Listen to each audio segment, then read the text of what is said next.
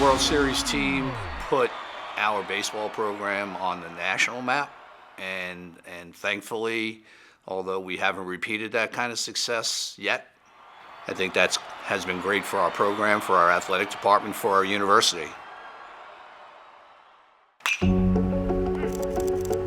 I played at Cortland. I'm a product of State University in New York, proudly. When I played college baseball, Coach Wallace was always tan and fit and in a great mood and coaching baseball, and I was like, man, I would love to know. Coach Wallace seems like he has the best job in the world, and so I always thought that what he did was something I'd like to do. And for me, the next best thing to playing was coaching. People ask me about my coaching philosophy.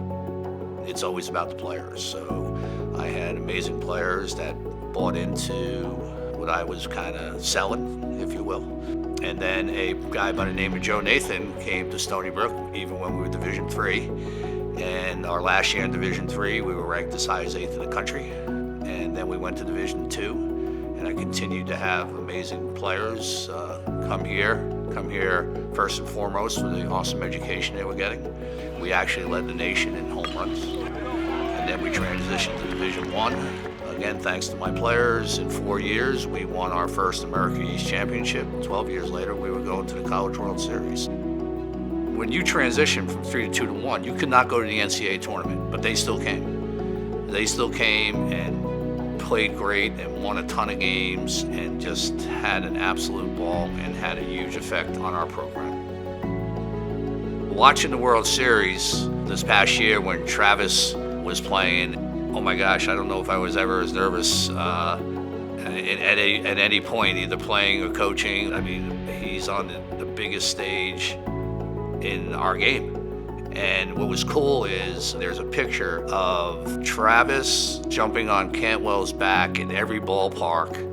He's kind of piggybacking, and when a huge smile is on their faces. And they did that in every series, and they sent it to me, and they didn't have to do that for me, and they did. And it was amazing that I was able to be a part of that while they're here, when they leave, whether they played in 1991 or they're going to play in 2024. You're a Stony Brook player. You'll always be a Stony Brook player.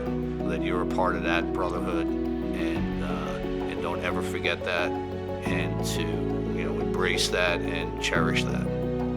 What has really been so wonderful about the time that I've spent coaching is hearing things from former players. It's like, Coach, I know you didn't think I got it when I was playing for you, and frankly, I didn't, but now that I'm a parent, now that I own a business, now that I have a family, now I find myself not only thinking about the things that you were trying to teach us and instill in us, I find myself sometimes even saying the same thing.